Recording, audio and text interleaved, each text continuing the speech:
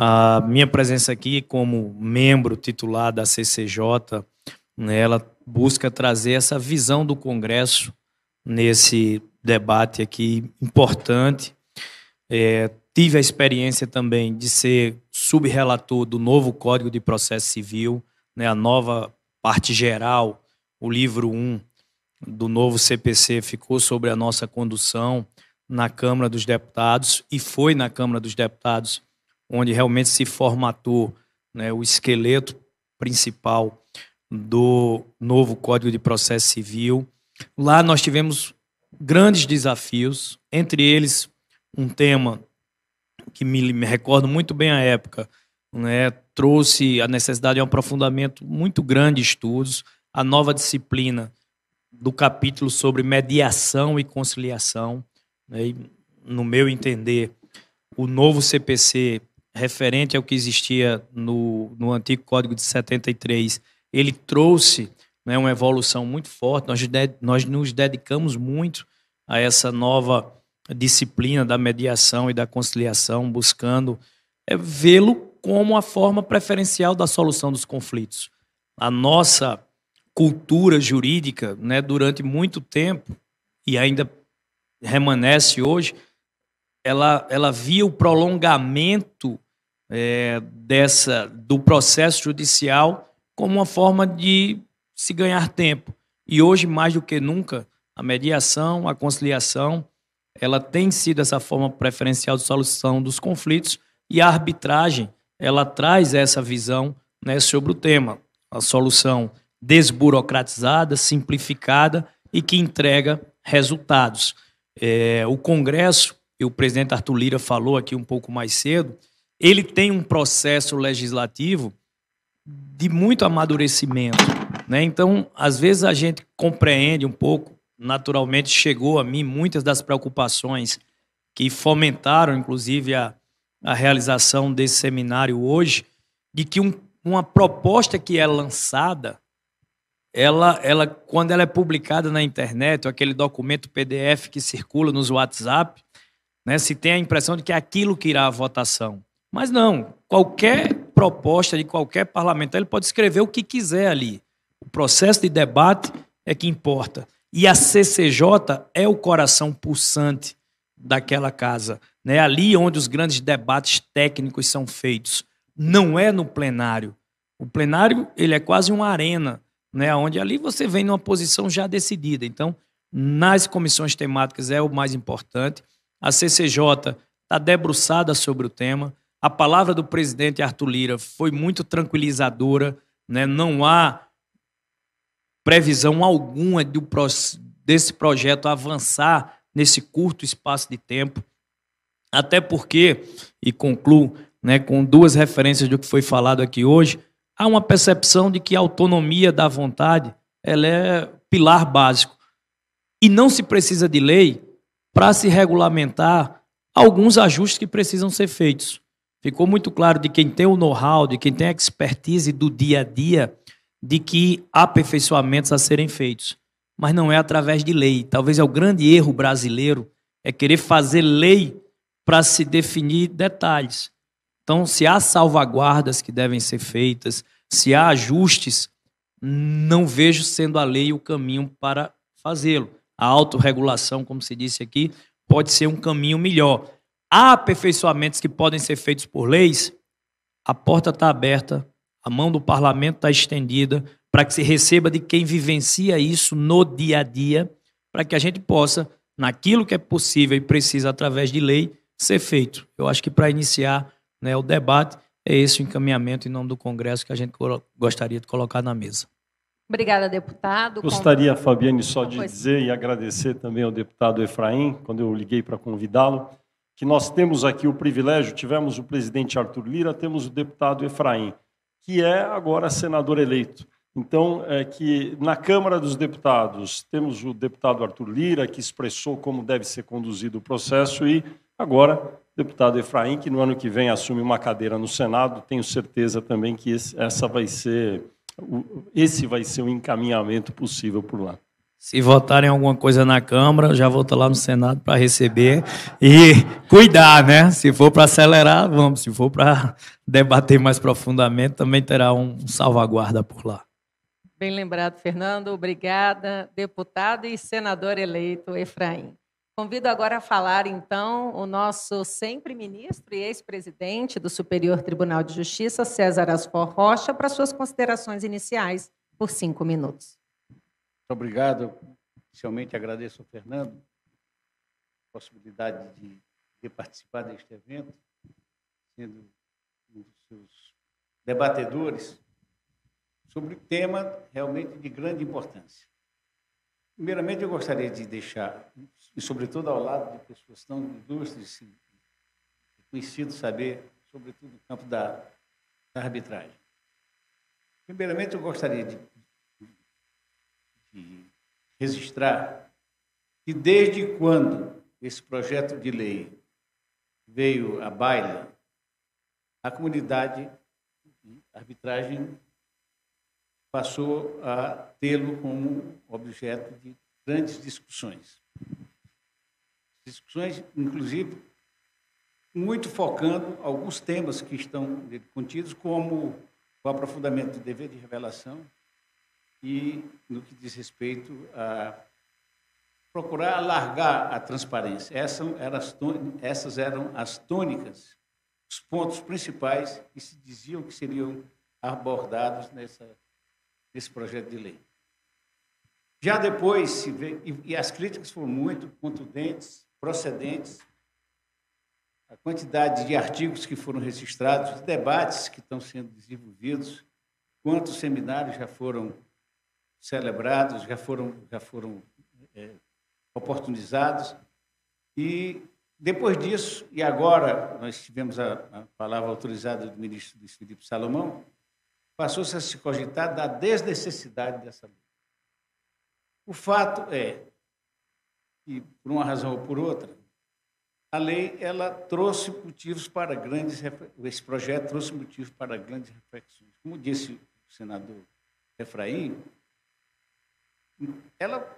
por enquanto, esse projeto caminhou o seu primeiro passo, isto é, foi exposto, mas tem um longo caminho a ser percorrido lá no Congresso Nacional, sobretudo na Câmara dos Deputados, no primeiro momento.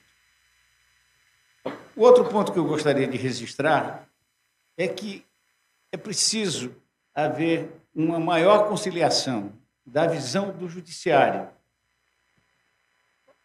no que diz respeito à arbitragem e da visão daqueles que militam na arbitragem com relação às interferências do judiciário. Precisamos estabelecer mais um ponto de convergência do que pontos de desconfianças. Há desconfianças muito grandes de parte a parte. O juiz, ele se acha, vamos dizer assim, ameaçado pelo poder dos árbitros cada vez mais crescente, dado que as questões mais relevantes, de maior impacto, sobretudo de maior impacto negocial e mais especializadas, estão no âmbito da arbitragem. E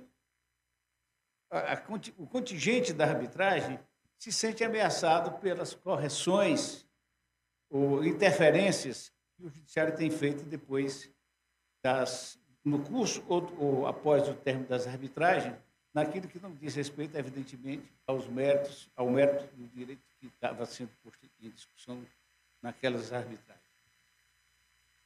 Com isso, a gente percebe que tem pontos a serem examinados, a começar da conveniência ou não da lei da arbitragem, se ela fere e até onde fere a pedra de toque da arbitragem, que é a vontade das partes. A arbitragem existe em razão de contrato. Eu, particularmente, entendo, eu não sou favorável ao projeto de lei, com todo respeito ao senador Efraim. Ele traz alguns inconvenientes. Ele traz alguns inconvenientes. Então, nós já temos aqui, eu acho, eu sei que o Celso também é contra, não sei se a doutora também, pelo que eu ouço falar, é também contra. Então, nós estamos... O Fernando também mostrado contra. Mostra que o caminho pode ser o arquivamento, inclusive. Não, no mínimo, está a exigir maiores debates. Quando nada deve-se esperar da Câmara dos Deputados, é possibilitar um maior debate para que possamos chegar a um resultado de maior convencimento da desnecessidade da lei e deixar que o aprimoramento se dê por iniciativa própria do contingente arbitral, ou que possamos trazer novos institutos a serem aperfeiçoados com o intuito de melhorar a condução da arbitragem no Brasil. Ministro César Asfor Rocha, com quem eu tenho o privilégio de ter uma relação tão liana, tão antiga, muito obrigado por suas palavras sábias aqui. E o ponto do meio, o centro, sempre é o que deve ser procurado, não é? Acho que esse é o objetivo deste debate, promover uma discussão profunda sobre um tema tão relevante para o desenvolvimento do país, como é o sistema da arbitragem, que existe já há 26 anos, e o Brasil é um dos modelos aí no mundo para esse tipo de sistema. E acho que estamos chegando aqui a pontos muito importantes que vão ser usados, tenho certeza, pelo senador eleito Efraim, quando estiver no Senado, pelos deputados no ano que vem, quando vão aperfeiçoar todo esse debate. Eu queria agradecer, então, ao ministro César Asfor e passar a palavra para o advogado e árbitro Celso Xavier, e o senhor tem 5 minutos, por favor. Muito obrigado, Fernando. Agradeço a você, ao Poder 360 pelo convite. Agradeço ao AB também e por ter a oportunidade de estar aqui com todos, debatendo esse tema que é tão importante, principalmente na presença dos painelistas aqui, que certamente já agregarão mais valor à discussão.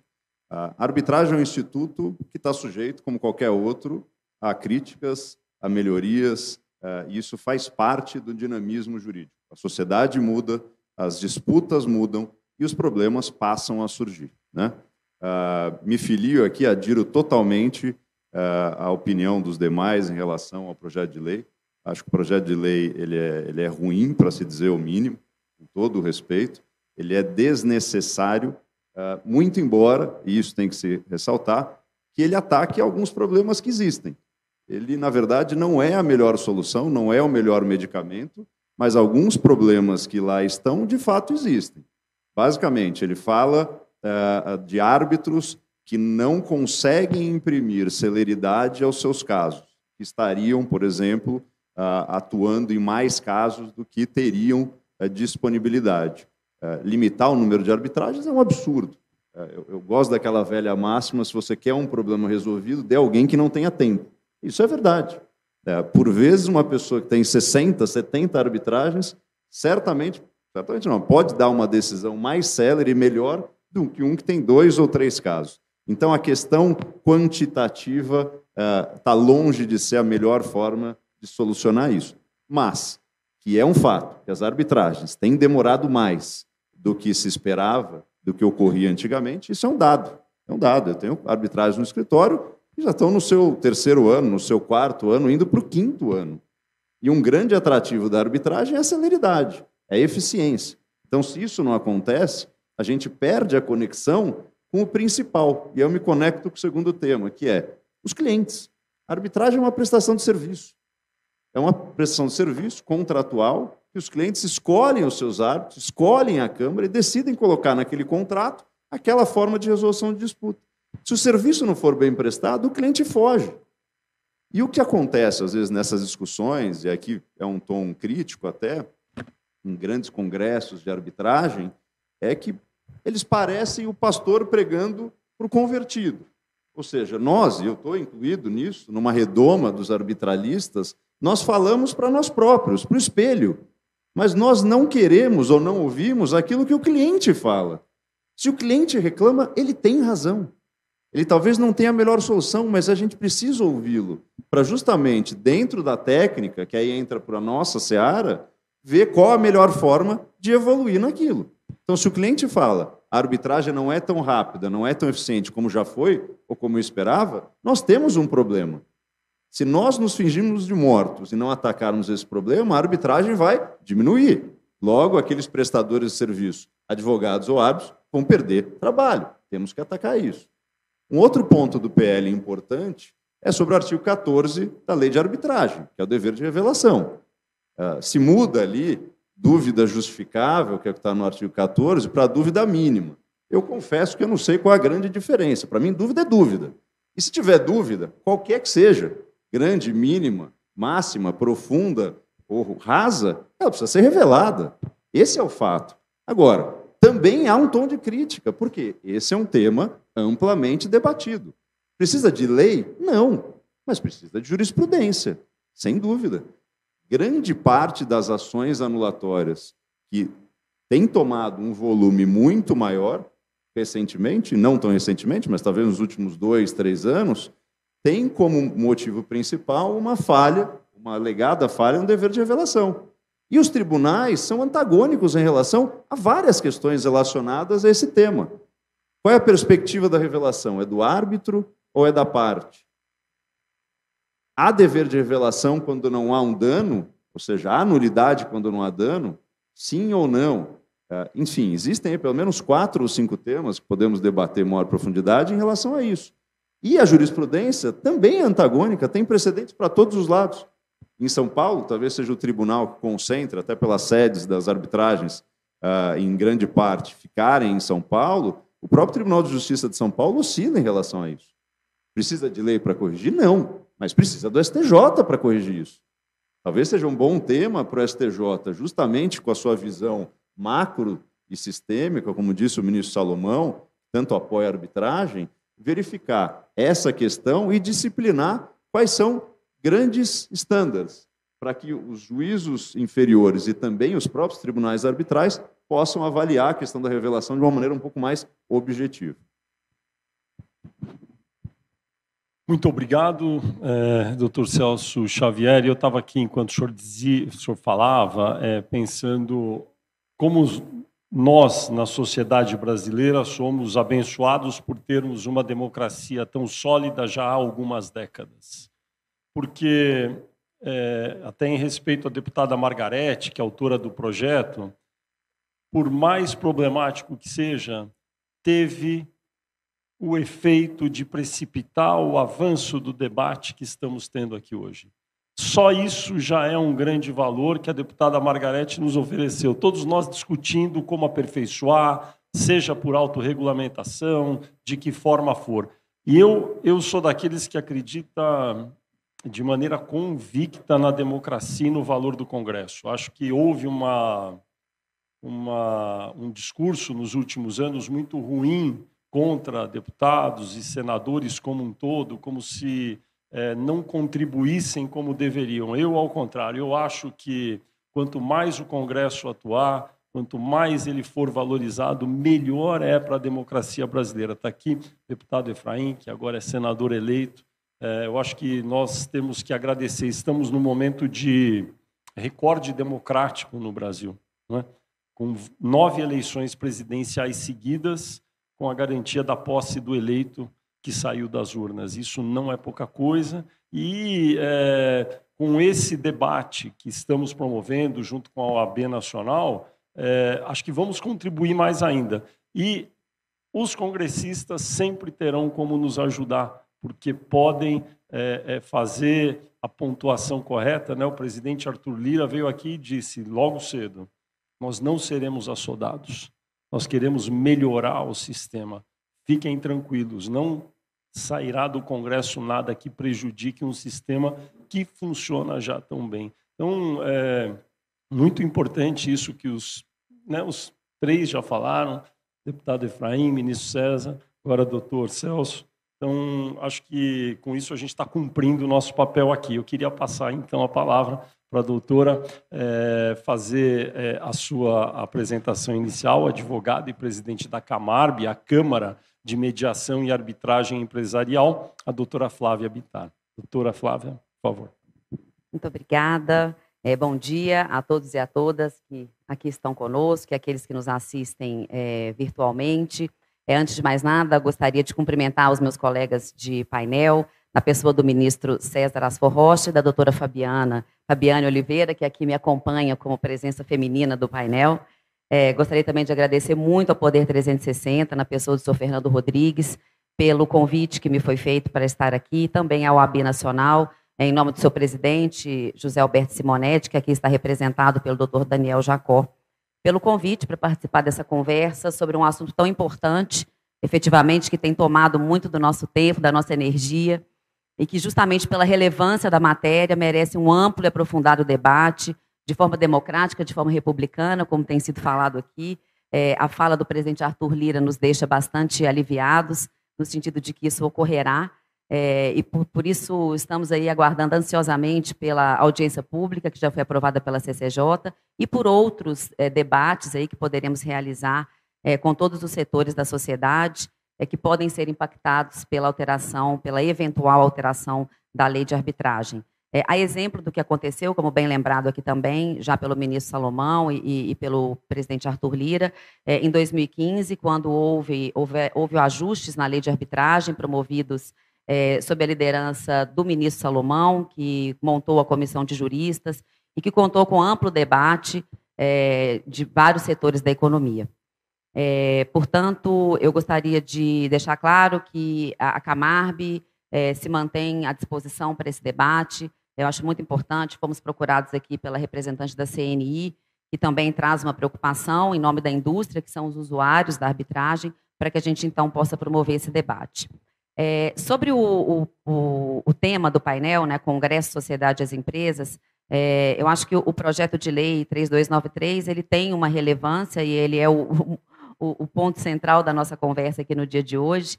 E eu gostaria de trazer um pouco essa história para que possamos fazer uma conclusão em relação a esse projeto. Graças ao esforço do saudoso senador Marco Maciel e de um grupo de juristas por ele convidado, o Poder Legislativo nos proporcionou implantar no Brasil um mecanismo eficiente de solução de conflitos, inspirado pela lei modelo da Uncitral, que vem atendendo aos anseios dos usuários há mais de 25 anos. E depois de muito esforço, de muito trabalho de profissionais considerados visionários naquela época, no final da década de 90, por pelo menos mais 10 anos, em divulgar o Instituto da Arbitragem, hoje a arbitragem é consolidada em nosso ordenamento jurídico. E ao longo desses 25 anos, o Poder Judiciário tem exercido com muita maturidade o controle posterior da sentença arbitral, na linha do que se verifica nos países desenvolvidos, conferindo segurança jurídica ao Instituto. E isso, obviamente, favoreceu a atração de investimentos privados, principalmente os investimentos internacionais, como também já foi muito bem abordado. E existem estudos de direito e economia que não deixam dúvidas da importância da arbitragem para o desenvolvimento econômico. Exemplo disso, o livro Direito, Economia e Empresa, de Armando Castelar e Jairo Sade, que traz um estudo empírico muito importante sobre isso. E hoje o Brasil está no segundo lugar do ranking das arbitragens CCI, o que mostra realmente a importância do Brasil para a arbitragem, não só doméstica, mas também para a arbitragem internacional. E essa mesma segurança jurídica que foi construída e que hoje é consolidada, ela pode ficar abalada em razão dos receios surgidos a partir das propostas do projeto de lei. Mas as falas do presidente Arthur Lira e do ministro Salomão nos tranquilizam muito, no sentido de que teremos efetivamente a oportunidade de debater o assunto com tecnicidade e serenidade. A arbitragem precisa ser aperfeiçoada? Pode ser aperfeiçoada? Claro que sim. Como tudo nessa vida, como todos nós, que vamos amadurecendo, evoluindo com nossas experiências, com a própria evolução da sociedade. Assim é o direito, é algo vivo, que evolui para atender os anseios da sociedade e não se tornar obsoleto. E o mesmo ocorre naturalmente com os meios de aplicar o direito, que igualmente devem evoluir e buscar a sua melhor versão. A arbitragem passou por uma bela revisão em 2015, após amplo debate, e incorporou à legislação práticas adotadas e referendadas pela jurisprudência, como a questão das medidas cautelares e do uso da arbitragem pela administração pública. E é importante que a gente faça sempre esse exame de consciência para verificar onde podemos ainda aperfeiçoar, de acordo com a evolução do Instituto e com os anseios dos próprios usuários, que são os destinatários finais desse mecanismo. Mas é muito importante também, mais uma vez lembrando a fala do ministro Salomão, que esse aperfeiçoamento venha pela autorregulação. Isso já vem ocorrendo. As câmaras, apesar de... É muito interessante notar que, apesar de não haver o colégio de câmaras arbitrais, que eu particularmente acho que não é o caso, As principais instituições arbitrais brasileiras têm um diálogo constante. É uma comunidade muito unida e basta fazer um breve comparativo das regras das instituições arbitrais e poderá ser verificado que os regulamentos eles caminham na mesma linha, na linha das melhores práticas. Mas é necessário ter em mente que nós estamos no âmbito da iniciativa privada, cabendo ao usuário buscar a instituição de sua preferência, também como bem lembrado pelo Dr. Jacó. Bom, eu fico por aqui agradecendo a atenção e permanecendo à disposição para os debates. Obrigada.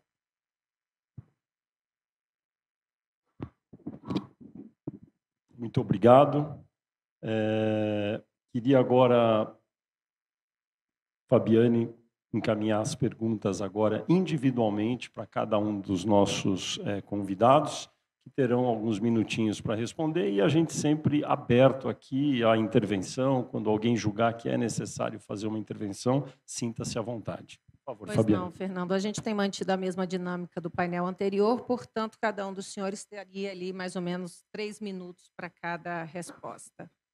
Deputado Efraim, a arbitragem realmente tem se consolidado como uma solução extrajudicial, isso já foi dito amplamente aqui.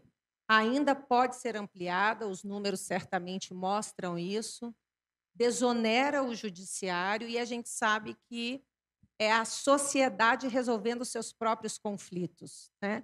A expectativa de desenvolver esse debate no âmbito do legislativo, também com a participação de representantes da classe jurídica, quer dizer, a classe política recebe bem a participação da classe jurídica nesse debate?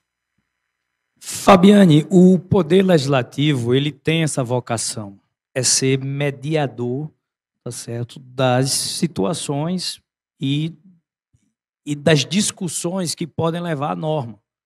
A norma ela é valor também da sociedade. Ela não pode ser concebida apenas e usar a figura ilustrativa dentro dos muros do Congresso. O Congresso não tem muros, exatamente para que você possa receber essa participação da sociedade. E esse debate legislativo, ele é, às vezes, moroso mesmo por necessidade. O Congresso ele não pode ser uma casa de fabricar leis. Eu trago o exemplo de um colega meu, jurista, que foi fazer um doutorado em Coimbra, e lá, com um dos grandes nomes doutrinadores, vou reservar aqui, disse, me traga uma ideia aí de uma PEC, de uma emenda que possa melhorar a Constituição brasileira. Ele diz, você devia cortar logo uns 70 artigos. Comece por aí. Em vez de você acrescentar, retire. Seria por aí uma das grandes iniciativas. Então, pegando essa metáfora para trazer por tema, achar que é a lei quem vai resolver os temas, a gente já viu aqui que não é a solução. Pode haver problemas empíricos, frutos da experiência, com número de árbitros, com critérios de qualificação, com critérios de seleção? Pode. A lei é quem resolve isso? Não. Ponto. Não tem para que a gente ficar insistindo tanto nisso. Não é lei o instrumento para resolver esse tipo de problemas que foram citados. Então, a proposta apresentada, ela tem um condão positivo de suscitar o debate, mas ela traz a vacina equivocada, talvez para uma doença que exista. Então, essa doença tem que ser tratada antes que vire um câncer, que possa matar o próprio sistema. Então, o Celso aqui trouxe, temos, o ministro César também, a Flávia tem esse conhecimento, e o parlamento terá essa vocação de ser uma porta aberta, uma mão estendida para receber. E aí, no tempo que me resta, o Fernando fez um comentário aqui que é importante. A vocação do parlamento. O Oscar Niemeyer foi sábio quando ele colocou o prédio do Congresso entre os poderes. De um lado, o Supremo, do outro, o Planalto, e o Congresso está ali no meio. Ele tem essa vocação de ser o mediador dessas tensões interpoderes para que possa valer a nossa Constituição Federal quando diz que os poderes devem ser independentes, porém harmônicos. E veja qual é a beleza da nossa democracia. No poder executivo está quem ganhou a eleição. Quem forma o seu ministério, quem vai governar o país, é a maioria que ganhou a eleição. No Congresso está 100% do Brasil. está representado quem ganhou, mas está representado também quem perdeu. E é por isso que esse equilíbrio de forças faz com que o Congresso seja a trava, né, de freios e contrapesos para evitar o cheque em branco. Ganhar uma eleição não é um cheque em branco para que se passe qualquer proposta. E qualquer proposta como essa apresentada, ela terá a avaliação do Congresso, que pode levar à frente o debate, como, já para concluir, como a finalização, né, do debate do projeto pode ser seu arquivamento. Não é preciso que ande ou que passe alguma coisa. Pode não passar nada, pode ser arquivado. E pode-se, inclusive, eliminar tudo o que ele traz e, quem sabe, dessas discussões, Fernando, conceber algumas medidas que, por lei, talvez possam aperfeiçoar o sistema e esse mesmo projeto, num substitutivo, tá certo? Se aproveitar já a tramitação dele, não, as medidas, talvez ali no artigo 3, no artigo 7, por exemplo, se pode fazer uma modificação que é positiva. Então, também cabe no processo legislativo esse tipo de alteração, né? E é para isso que estamos à disposição. Contem conosco. Insisto e termino da mesma forma como comecei.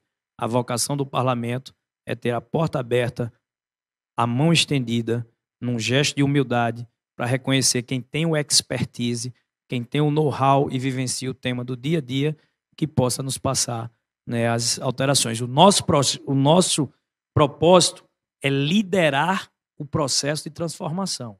Aí sim é com a gente. Mas é de vocês que a gente tem que receber o que é que pode melhorar e aperfeiçoar o sistema. Muito obrigado, deputado Efraim. Vou fazer agora a pergunta para o ministro César Asfor Rocha. Ministro, o Brasil sempre teve uma cultura judiciária muito forte. A lei de arbitragem, que está há 26 anos em vigor, foi capaz de atenuar esse cenário no país? Quais foram, na sua avaliação, ministro, as mudanças nas resoluções de conflito, principalmente entre as empresas até aqui? Muito pertinente essa sua colocação. Mas é preciso primeiro consignar que a arbitragem ela não tem o propósito, nem pode ter, nem poderia ter, de desafogar o judiciário. Se vê, por exemplo, o número, ainda que sempre crescente, de pendências que estão sendo resolvidas no âmbito da arbitragem, é infinitamente menor das disputas que estão no judiciário estatal. Hoje, por exemplo, no Brasil, nós temos cerca de 75 milhões de processos em andamento, processos novos e processos antigos. A cada ano, tem ingressado mais do que sendo encerrados esses processos judiciais. E os processos da arbitragem é um número infinitamente menor. Na verdade, a arbitragem ela tem o propósito não de desafogar, como eu disse, mas de ser um elemento auxiliar da solução dos conflitos, auxiliar ao Poder Judiciário. A grande dificuldade é porque a nossa formação burocrática, cartorial, fortemente impregnada pela cultura portuguesa, leva a pensar que as soluções só podem se dar no âmbito estatal. Quando, na verdade, a maioria das ações tem que ser, das disputas tem que ser dirimidas no âmbito estatal. Mas aquelas disputas mais complexas, e a isso é que se destina a arbitragem, as disputas mais complexas, mais especificadas, de temas realmente de pouco conhecimento, sobretudo para o mundo jurídico, para o juiz de carreira, ou para o juiz de profissão, esses temas mais complexos podem ser melhor decididos no campo da arbitragem. Tanto é assim que, não necessariamente, os atos têm que ter formação jurídica. Eles podem ter formações específicas para aqueles temas que estão sendo discutidos. Ademais disso, além de se destinar a temas mais complexos, de maior complexidade, ela também se destina a dar mais conforto às disputas com em que estão envolvidas empresas de diversidade de nacionalidade. Porque, evidentemente, que se uma empresa brasileira vai para a disputa com uma empresa, ainda que do continente sul-americano, vai causar desconforto se essa disputa se der no Brasil, como causará desconforto para a empresa brasileira se essa disputa for no outro país onde esteja sediada a empresa adversária. Por isso que a escolha dos árbitros é que é muito importante. Eu falei que a pedra de toque na arbitragem é precisamente a vontade das partes. E o outro instituto de grande relevância é o dever de revelação, que é o que dá legitimidade ao árbitro, o árbitro não estatal. Porque o árbitro, o juiz estatal, a legitimidade dele é dada pela própria lei. Já o árbitro não estatal, a legitimidade dele dá-se pela confiança que as partes têm, tanto aquela que indica o árbitro, quanto aquela que aceita o árbitro indicado pela outra parte. Por isso é que eu digo que não é possível a convivência saudável, salutar, entre o Poder Judiciário e a ambiência de arbitragem. Obrigada, ministro. Doutora Flávia Bittar, como a senhora vê a arbitragem sendo um motor para a atração de investimentos aqui para o nosso país, sobretudo estrangeiros? E quais são os avanços necessários nesse campo para que essa segurança jurídica se mantenha, então, como um atrativo para essas empresas de fora do país? Obrigada pela pergunta, Fabiane. Bem, eu vejo que, como eu tive a oportunidade de falar aqui muito rapidamente nos primeiros 5 minutos, não há dúvida no sentido de que a arbitragem, como bem falado pelo doutor José Emílio Nunes Pinto, que é um grande arbitralista, ela faz parte da equação econômico-financeira do contrato.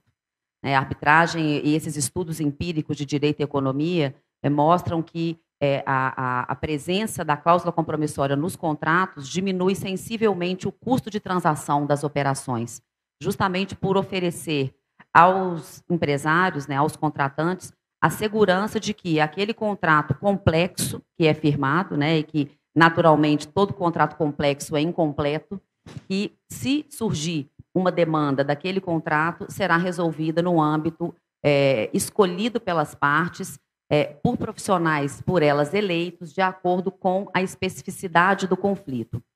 Como bem lembrado aqui pelo ministro Asfor Rocha, a arbitragem ela não vem para desafogar o Poder Judiciário, ela vem para atender o anseio do contratante, o anseio do usuário, que busca uma solução mais especializada. E não é porque os árbitros sabem mais do que os juízes, mas foi como bem colocado aqui pelo Daniel no painel anterior, os juízes eles não têm tempo suficiente para se dedicar com afinco no detalhe do caso, porque eles têm uma produtividade a cumprir, porque eles têm uma pilha de processos para julgar e toda uma questão social a ser resolvida, que não é o caso da arbitragem. A arbitragem não vem para resolver problemas sociais, a arbitragem vem para resolver o problema das partes. E ao desnacionalizar o conflito, como também bem lembrado aqui pelo ministro, o investidor estrangeiro ele se sente mais confortável de solucionar os seus conflitos fora do âmbito do Poder Judiciário da outra parte. Eu acho que isso é natural. É uma questão mundial, tanto que a arbitragem é uma realidade mundo afora. Todos os grandes contratos internacionais hoje prevêem arbitragem, então não é uma desconfiança do judiciário brasileiro, ou do judiciário francês, ou do judiciário italiano. É uma questão realmente de percepção global do empresariado de que ele se sente mais confortável resolvendo os seus conflitos no âmbito da arbitragem. E qual que era o final da sua pergunta mesmo? Não, na verdade, quais os avanços necessários para que se mantenha uma segurança jurídica dentro desse contexto? Eu vejo que hoje, até mesmo pelo ranking que o Brasil ocupa hoje na CCI, que é a maior instituição de arbitragem do mundo, a mais tradicional, tem mais de 100 anos de existência, o Brasil hoje está em segundo lugar, o que mostra que o Brasil inspira essa confiança, né? Tanto para realizar arbitragens com sede no Brasil, né? Hoje nós temos arbitragens internacionais com sede no Brasil, porque temos um ambiente jurídico seguro, quanto arbitragens envolvendo partes brasileiras que não necessariamente têm a sede no Brasil, mas cuja sentença arbitral poderá ser executada no Brasil. E como eu também tive a oportunidade de dizer rapidamente no começo, o Poder Judiciário exerceu um poder muito importante, né? Um papel muito importante nessa segurança jurídica consolidada hoje. E o que nós não precisamos é de um temor, principalmente pela comunidade jurídica internacional, que não entende como funciona o nosso legislativo, né? O deputado Efraim, nosso senador, trouxe aqui para a gente, o Arthur Lira, presidente Arthur Lira também o ministro Salomão, de que, o projeto de lei entra de um jeito, mas pode sair de outro, mas o estrangeiro ele não entende dessa forma, e isso pode sim abalar a nossa segurança jurídica. Nossa, o que vai acontecer no Brasil? Tem chegado a nós muita preocupação, né? Mas agora vamos, então, acalmar a todos com essas falas que vieram hoje. Muito obrigado, doutora Flávia. Pergunta agora para o doutor Celso Xavier.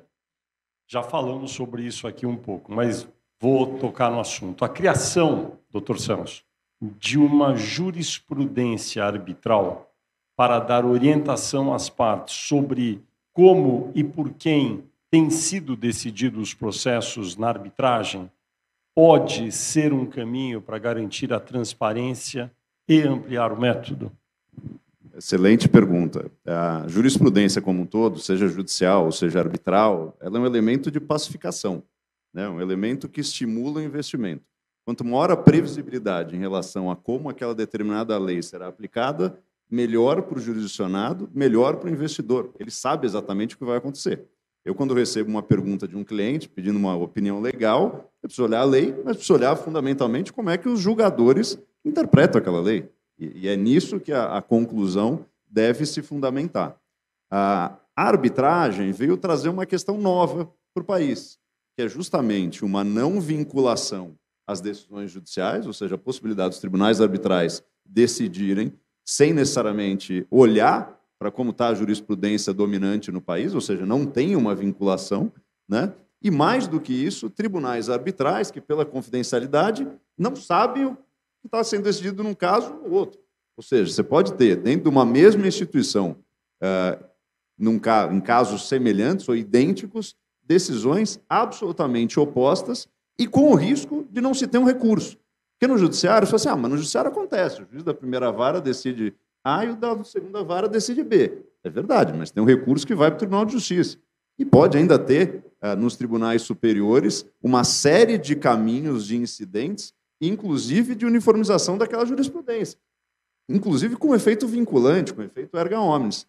Na arbitragem, não. Então, se abriu um campo para uma insegurança.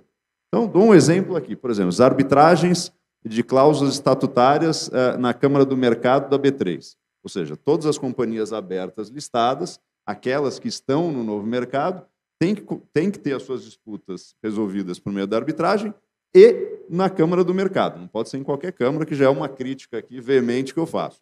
Mas, independentemente disso, você pode ter temas de direito absolutamente idênticos em tribunais arbitrais que vão proferir decisões diferentes para companhias abertas. São companhias reguladas, pela CVM. Então, eu, investidor, quando eu compro a ação da Petrobras, pode ser que uma determinada disputa impacte o valor daquela ação de uma maneira. Eu, investidor, quando compro ações de uma outra companhia aberta, que talvez tenha a mesma disputa, tenha o valor da minha ação impactado de outra maneira, sem que as coisas se comuniquem. Agora, a jurisprudência e dar publicidade às decisões é algo suficiente? É um primeiro passo.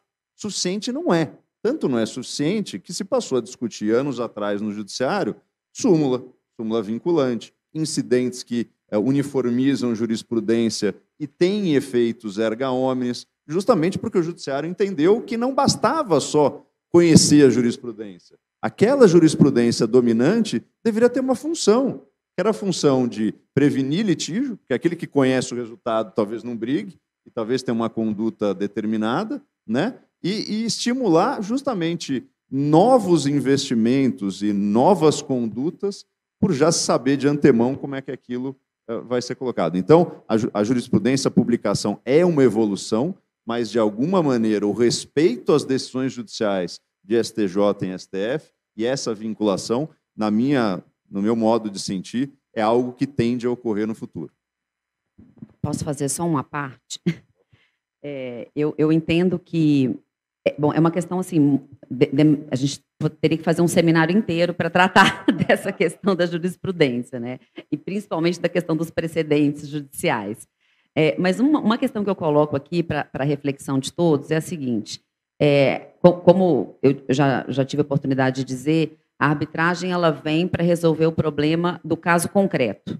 Então, muitas vezes, a jurisprudência ela pode ficar assim como um pano de fundo que não necessariamente vai ser relevante para aquele determinado caso, porque o direito discutido pode ser o mesmo, mas os fatos são diferentes. Eu acho que o que o usuário da arbitragem quer é uma decisão específica para aquele conflito que ele tem, e não uma decisão que caiba para todos os conflitos. Agora, uma questão que se coloca, que eu acho que é relevante e que vem como uma premissa o usuário quer a publicidade, porque para que nós possamos divulgar as sentenças arbitrais e ter uma jurisprudência arbitral, que particularmente eu, como árbitro, adoraria conhecer um pouco melhor como que os meus colegas decidem, até muitas vezes para me orientar nas minhas decisões, o usuário, que a gente tem visto sistematicamente, é que o usuário nega a autorização. As instituições arbitrais, aí no âmbito da autorregulamentação, que já tem sido feita, sistematicamente têm colocado nas suas regras e têm feito as indagações aos usuários ao início do procedimento. Autoriza a divulgação do seu caso, da sentença? A resposta dominante é não.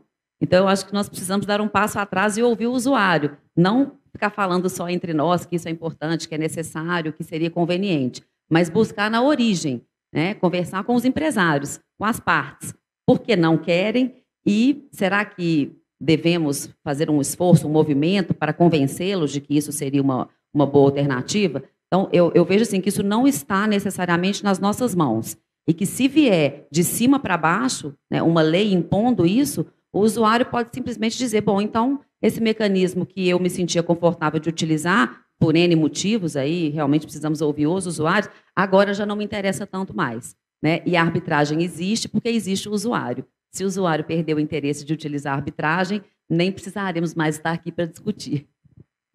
E essa sua fala, Flávia, é muito interessante. Parece que ela sabia qual seria a minha próxima pergunta. E não sabia, porque não disponibilizamos previamente algumas perguntas aqui que levantamos. Mas, realmente, se o usuário não quer que isso seja autorizado, me parece que um dos pontos de discussão para se instigar a proposição de uma nova lei é a questão da transparência. Então, aí a gente pergunta para o deputado como é que se veria essa questão de se dar mais transparência a essas arbitragens, sem perder o perfil da privacidade ou da própria autorização prévia dos usuários?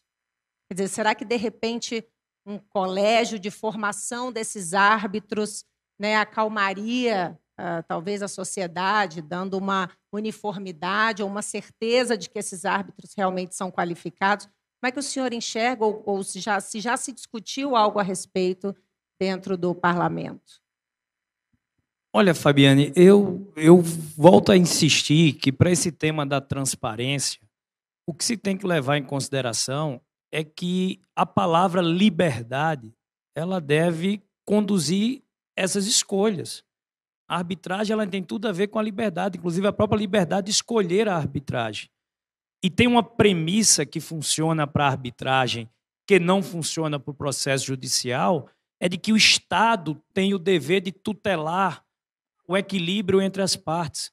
No Estado, você nasce, talvez, com a premissa que, naquela relação, pode haver uma hipossuficiência de partes. No direito do consumidor se vê muito isso. É uma relação de um cidadão, de um consumidor com uma grande empresa. Então, ali você tem que ter regras para tutelar e preservar os direitos daquela parte hipossuficiente.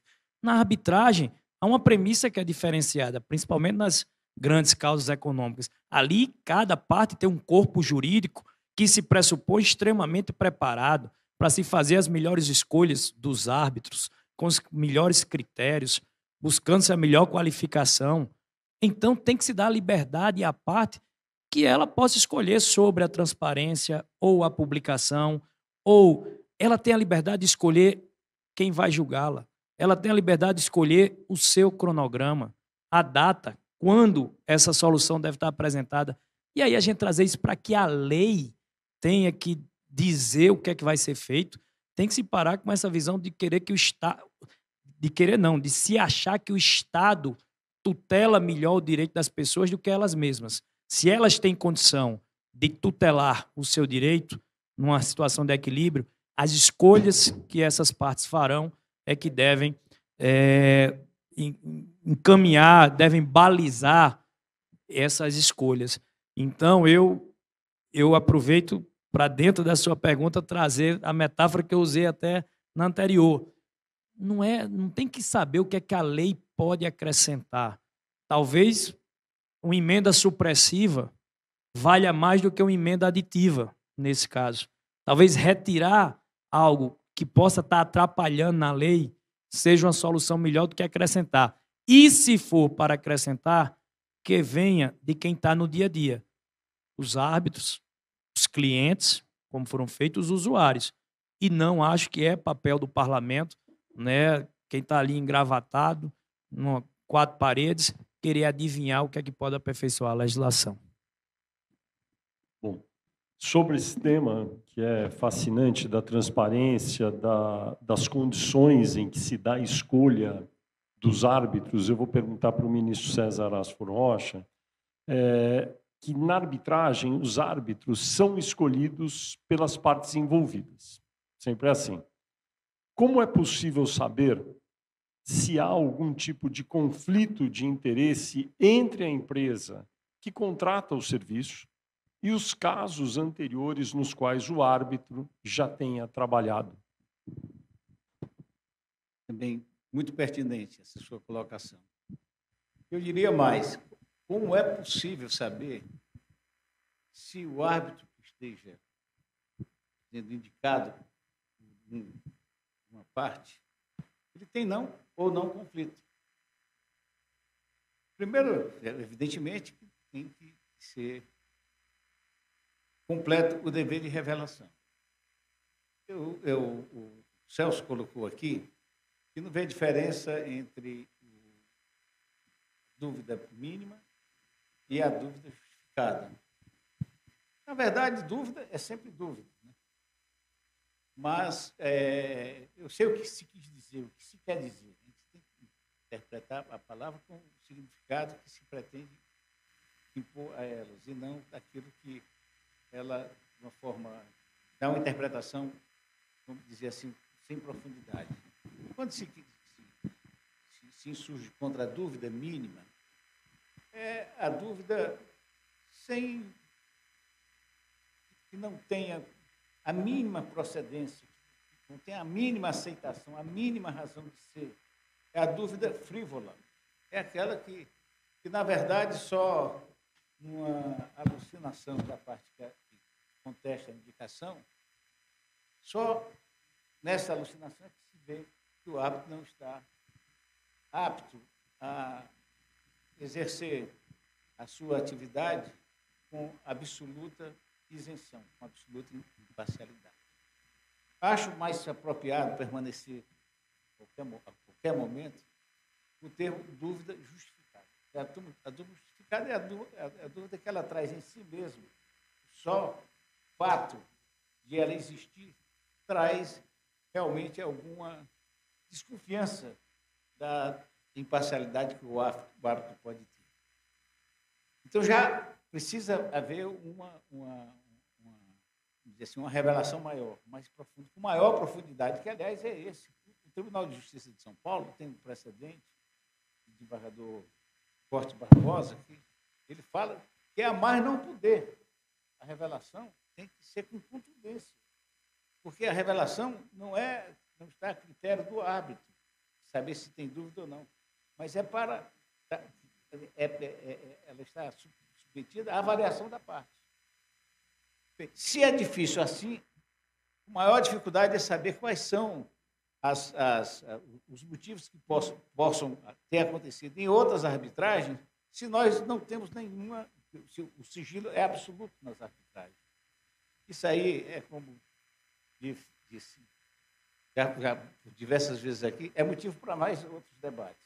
Na verdade, o que se deve exigir cada vez mais, esses são caminhos que devem ser encontrados, não pela lei, mas pelo próprio aperfeiçoamento,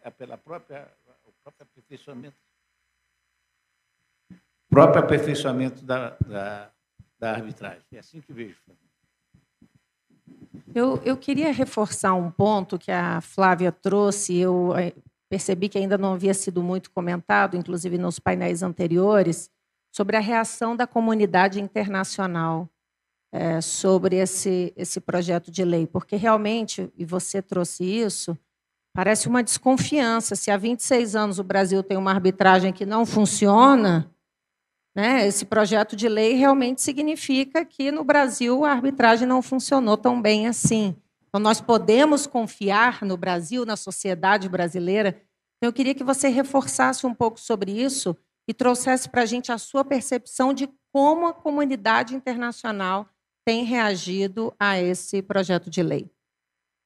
Bom, a arbitragem, ela tanto funciona e tanto é confiável no Brasil nos últimos 25 anos, né, quase 26, que hoje estamos, né, pedindo perdão por ser repetitivo, no segundo lugar do ranking das arbitragens CCI. E é por isso que esse projeto de lei causou tanta preocupação na comunidade internacional, dizendo, bom, o Brasil, temos todos uma segurança, temos uma confiança de que a arbitragem funciona no Brasil, de que o Poder Judiciário tem uma boa percepção da arbitragem, uma boa, eu diria até uma parceria, né? Hoje nós temos efetivamente uma segurança muito grande que o Judiciário é técnico, né? E aí, obviamente, temos os tribunais estaduais, mas o fim desse caminho é o STJ, e nós temos aí ministros extremamente conhecedores da arbitragem que trazem essa segurança para o usuário nacional e internacional, né? O STJ também faz o papel de reconhecer e homologar as sentenças arbitrais estrangeiras, tem feito isso com absoluta competência e tecnicidade e, de novo, né, oferece uma segurança jurídica muito grande para a realização da arbitragem no Brasil. Por isso é que eu vejo que, como temos comentado aqui, há questões a serem aprimoradas, sim, por que não e como não, né? Como tudo, né? Como eu disse, como nós mesmos, como seres humanos, as instituições, as leis, o direito e o mecanismo de solução de conflitos, ele pode sim ser aperfeiçoado, e eu acho que é muito saudável que assim seja, né? Mas não que venha efetivamente imposto por uma legislação que traz questões aí que não existem em nenhum outro lugar do mundo, né? O Comitê Brasileiro de Arbitragem fez uma pesquisa com todos os países da OCDE, e nenhum dos países da OCDE traz nas suas legislações pontos que estão sendo sugeridos no projeto de lei agora em discussão. Então, isso realmente traz uma preocupação muito grande. Eu queria aproveitar esse um minutinho aqui que eu tenho, só para fazer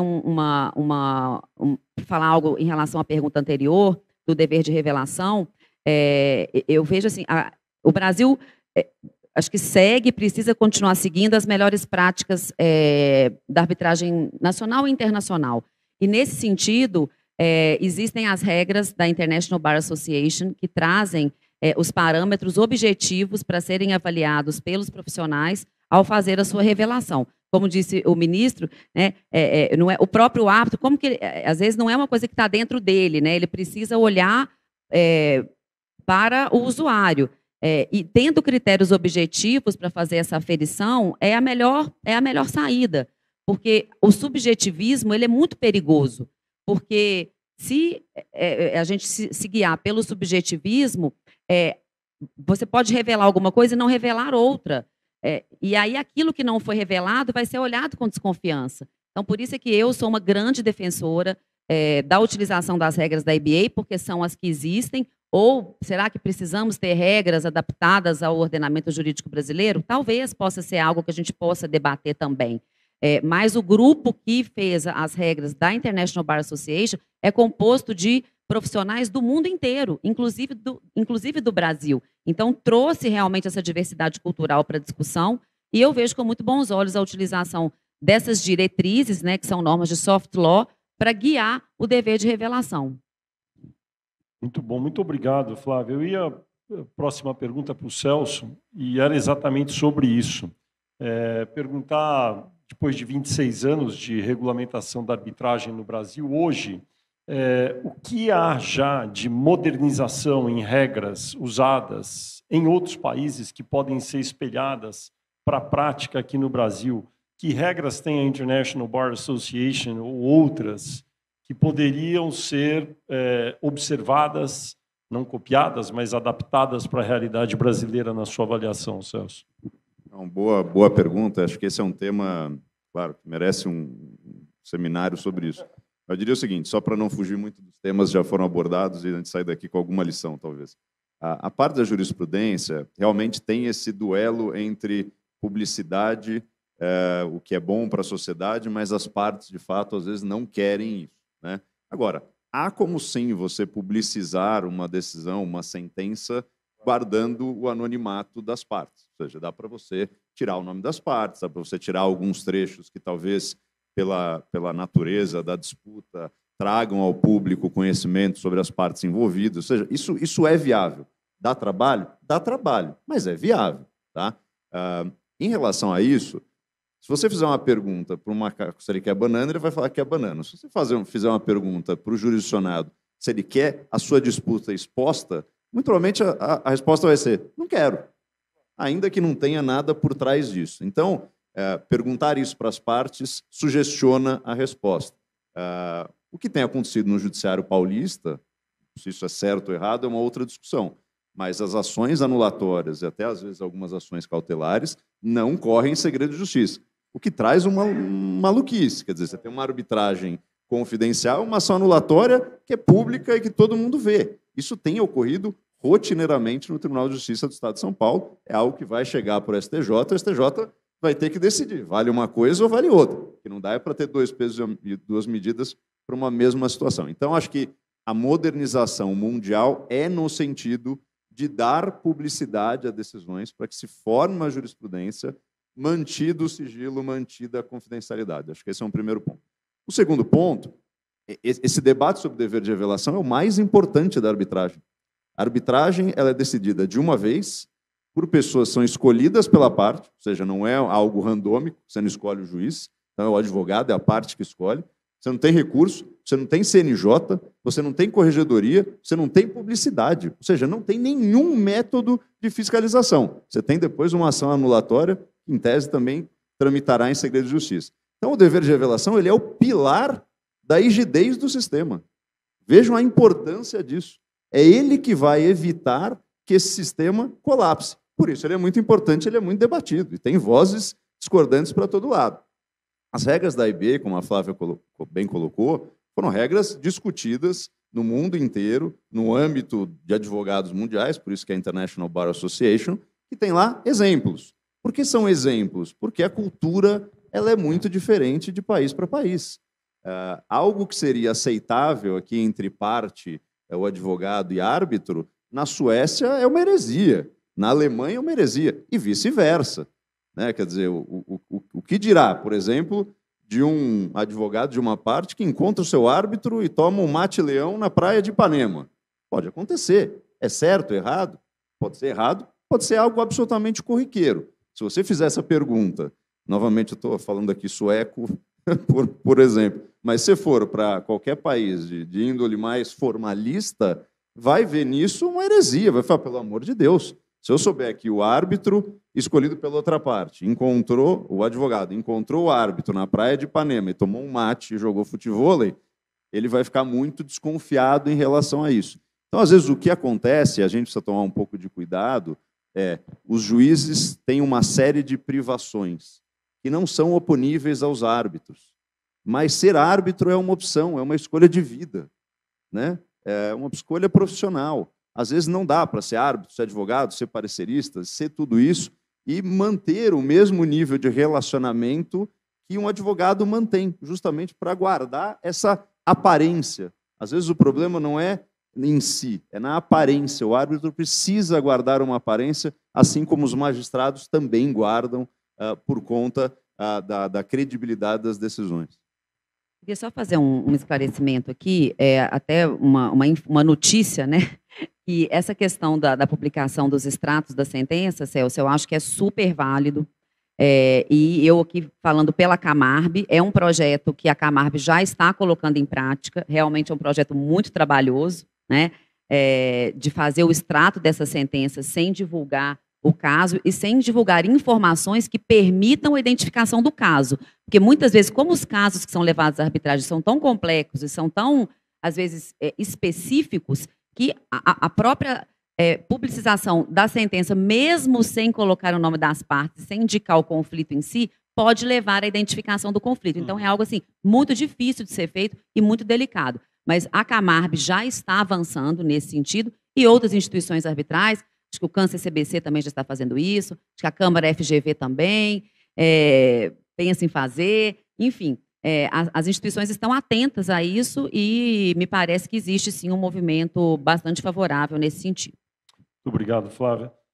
Compromisso nosso de fazer um debate produtivo, objetivo, direto, está sendo cumprido. Nós temos aqui cerca de 15 minutos finais e eu gostaria de pedir para os 4 participantes que fizeram observações tão pertinentes que, no entender de cada um de vocês, ocupassem o tempo agora. Passo a palavra a cada um, começando pelo deputado Efraim, para que sumarizassem o que falamos aqui, o que fica de mensagem para quem está refletindo sobre o tema, sejam congressistas, sejam advogados, sejam as partes, todas as empresas que usam o sistema de arbitragem. Então, gostaria de passar a palavra para o deputado Efraim Filho, para fazer suas considerações finais e nos dizer que mensagem tira dessa discussão que acabamos de ter. Fernando, eu acredito que o papel que nós temos de cumprir aqui nesse seminário é trazer a visão do parlamento, né, do Congresso sobre o tema e dar a quem nos assiste, né, também o entendimento desse processo legislativo que, logicamente, tem suas nuances, né, e suas peculiaridades, diferente do processo judicial ao que as pessoas estão aqui mais afeitas. Então, apesar do que a Flávia falou, de que a apresentação de um projeto de lei, né, o que lá nos Estados Unidos a gente escuta muito falar como bill, né? Então, aqui um projeto de lei por um parlamentar, independente da autoria de quem seja, ele é a expressão de vontade de 513avos. Né? Ou seja, é o pensamento de um membro entre uma casa de 513. Então, ele está muito longe de representar sequer um pensamento minoritário ou, muito menos, uma corrente de que essa modificação acontecerá. Então, é preciso, sim, ter prudência nesse momento, ter cautela. A gente sabe da repercussão que isso causa, natural. A gente sabe do alcance que tem, por exemplo, que se chegou a discutir, isso prejudica ou não a entrada do Brasil na OCDE, né? Ou seja, isso vai fazer com que o Brasil ganhe ou perca posições no ranking Doing Business da liberdade, economic freedom, tal, e por aí vai. Quer dizer, calma, gente, calma, tranquilidade, prudência. Acho que o parlamento é essa casa que tem essa vocação para as discussões. Nosso parlamento é bicameral, exatamente para que se haja essa possibilidade de revisão e, de repente, uma decisão ser tomada, né, no afã de um momento. Então, acho que a visão do Congresso sobre o tema é dizer que é um projeto de lei que necessariamente não precisa avançar. Como eu falei, ele pode ser discutido e o caminho dele ser o arquivamento. Não tem que se ter às vezes as pessoas têm ideia de que desse projeto tem que se aproveitar algo. Não, se não se aproveita nada, não vai nada à frente. E se dá para se aproveitar algo, até um substitutivo pode ser feito. Então, eu acho que a visão do leigo, né, ela sempre tem que ser muito vista nesse momento, tanto do leigo, né, daqui para lá, como eu digo, muita humildade em saber que a expertise e o know-how da vivência do dia a dia é de quem está na arbitragem, como também quem não conhece o processo legislativo de sair fazendo, às vezes, algumas previsões, né, até meio catastróficas sobre o tema. E para concluir esse tempo da consideração final, que é para isso mesmo, uma anedota, né? Ontem, quando eu comentava que ia fazer um debate sobre a arbitragem, o amigo disse, só não mexa com os amigos do Flamengo, né? Então a gente vê que tem visão para tudo e vai com muita calma cuidar desse tema que é importantíssimo. Ele tem um alcance, né, que mexe com a economia, que mexe com a sociedade e, como eu falei, um tema hoje que é muito forte no Brasil, que mexe com a própria liberdade, a liberdade de escolha, e preservar as liberdades no Brasil é sempre uma tarefa, né, de vigilância permanente. É isso. Muito obrigado, deputado Efraim, senador eleito. Tarefa grande para o ano que vem. Eu queria agora fazer a seguinte ordem, passar a palavra para a doutora Flávia, depois para o doutor Celso, e homenagear o nosso ministro César Asfor Rocha, com a palavra final para fechar a nossa mesa aqui. Tá bom? Doutora Flávia. Obrigada. Bom, me parece que a mensagem que fica aqui é uma mensagem de tranquilidade, não é? Eu acho que se houve realmente uma preocupação muito grande por parte de leigos aqui, e eu me incluo nessa comunidade, né, que não está dentro do legislativo, isso veio em razão de um assodamento na tramitação do projeto de lei, né? Eu acho que quando foi pautado em regime de urgência, realmente causou uma preocupação muito grande. Felizmente, isso não aconteceu, mas nós que não estamos dentro do parlamento e não sabemos efetivamente como que as coisas tramitam e como segurar, enfim, realmente causou uma preocupação muito grande. Em pleno período pré-eleitoral, o país pegando fogo e o projeto de lei que trata da arbitragem, sem nenhuma discussão com a sociedade, pautado em regime de urgência. Então, eu acho que o alvoroço do nosso lado veio muito em razão disso. Mas a mensagem que fica hoje, deputado e todos que nos assistem, é que o parlamento está consciente da necessidade desse debate, né? É um debate amplo que precisa passar pelo trâmite do legislativo, pelo rito, né? Se o projeto de lei existe, temos que seguir o rito, né? Estamos aí aguardando ansiosamente o agendamento da audiência pública para o ano que vem, certamente, sem prejuízo de realizarmos outras conversas, mas eu acho muito importante que seja realizada essa audiência pública, com a participação da indústria, com a participação da administração pública, com a participação do Comitê Brasileiro de Arbitragem e de representantes de todas as instituições arbitrais que devam também se manifestar.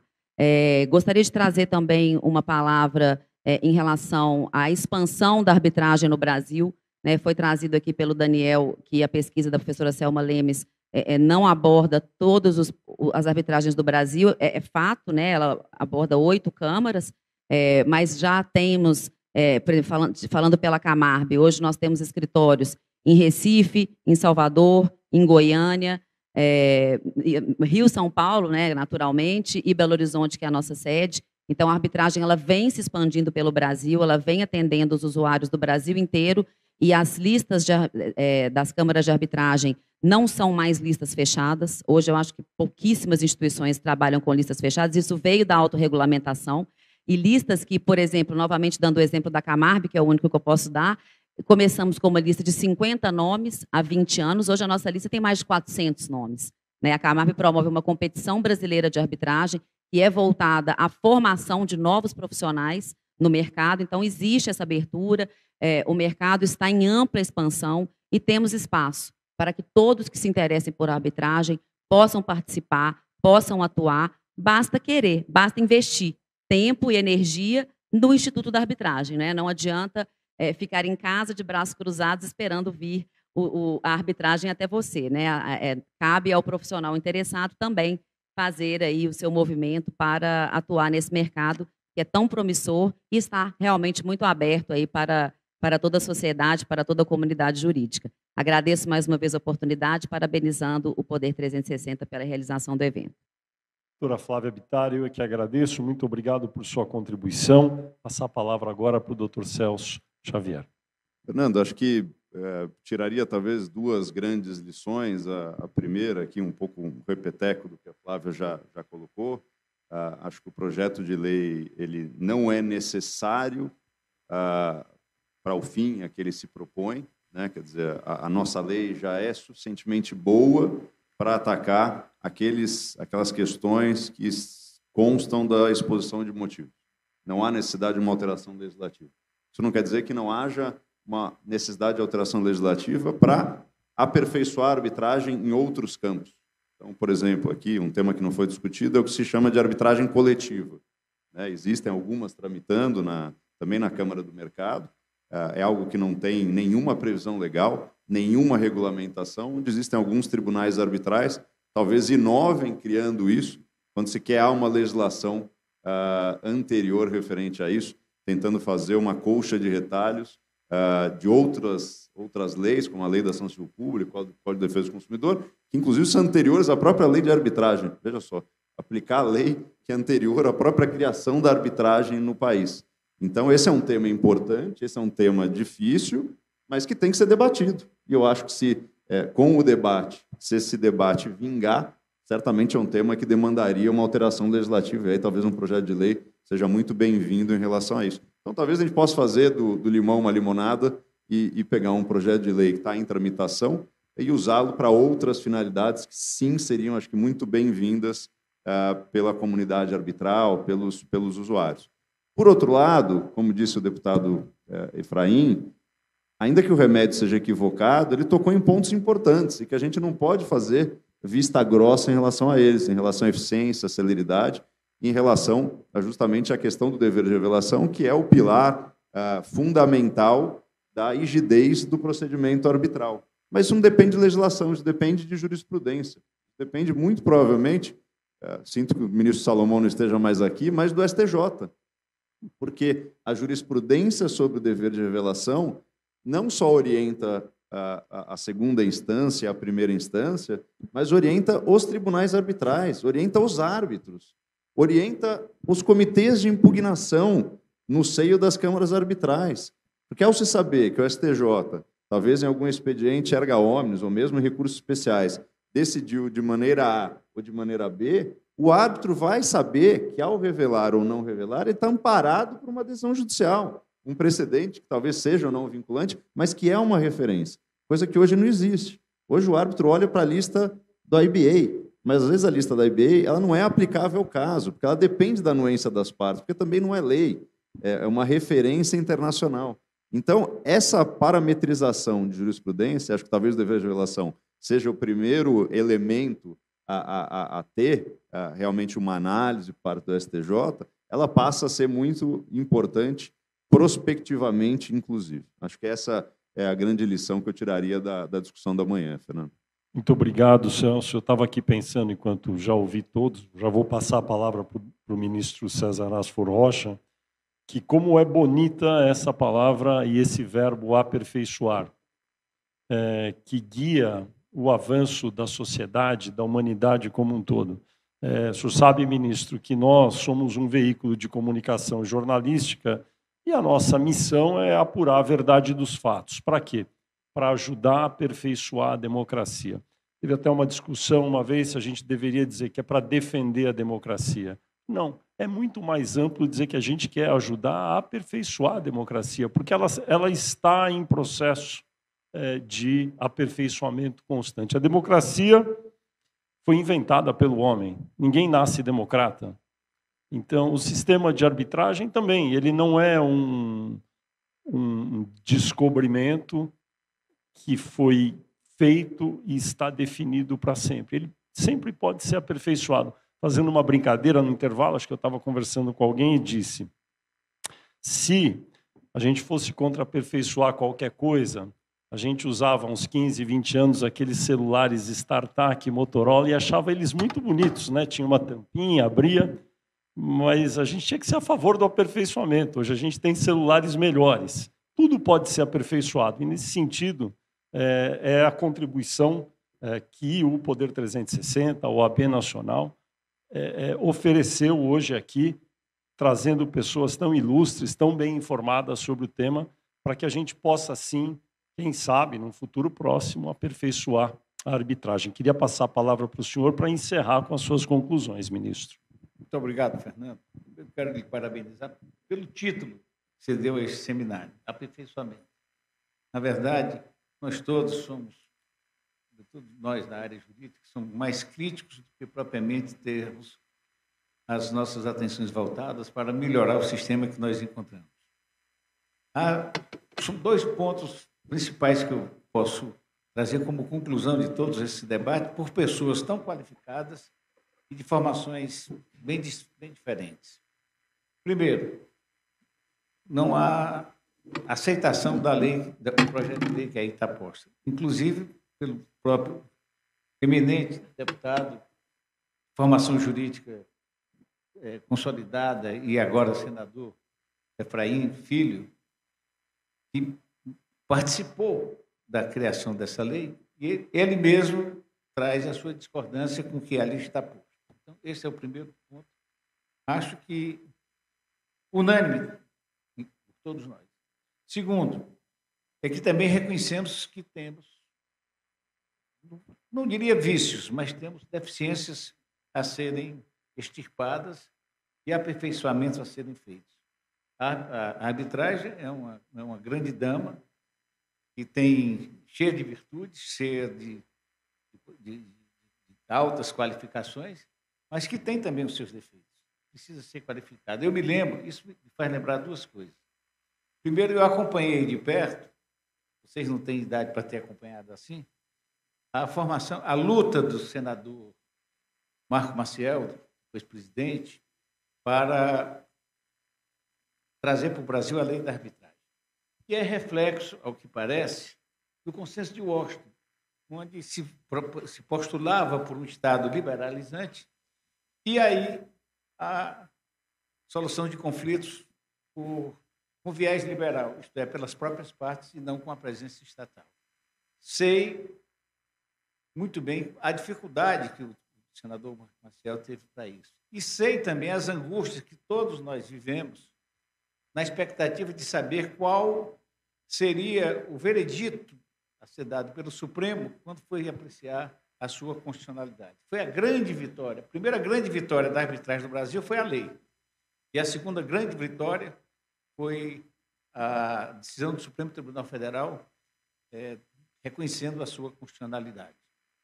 Mas o que a gente não pode deixar de ver que há vícios a serem extirpados, do nada, algumas deficiências a serem corrigidas. Isso me faz lembrar a época em que o judiciário era visto como um habitante numa torre de marfim, inexpugnável, fechado em si mesmo.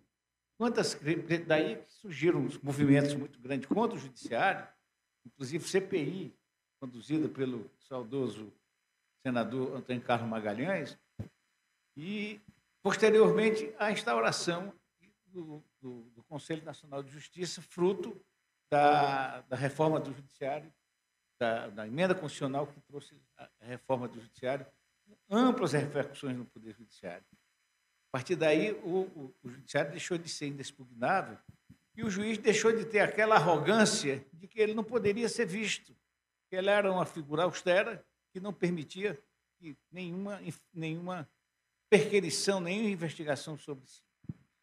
Hoje, de uma certa maneira, está havendo isso na arbitragem. Nós devemos ter muito orgulho da arbitragem brasileira, que é reconhecida, como disse a professora Flávia aqui, é reconhecida mundialmente, é a segunda de trabalhos, é a segunda em número de arbitragens no mundo, pela CCI, mas ela tem falhas a serem corrigidas. Nós temos que ter esse reconhecimento, deixarmos de lado vamos dizer assim, uma atitude de soberba que ainda não alcançamos, mas reconhecemos que nós precisamos mudar, porque se nós não mudarmos, vai acontecer o que houve com o Judiciário, que não quis mudar e veio a imposição com a reforma do Judiciário, contra, inclusive, com a criação do Conselho Nacional de Justiça, contra o que o Judiciário queria. Veio muito além daquilo que o Judiciário quis alcançar.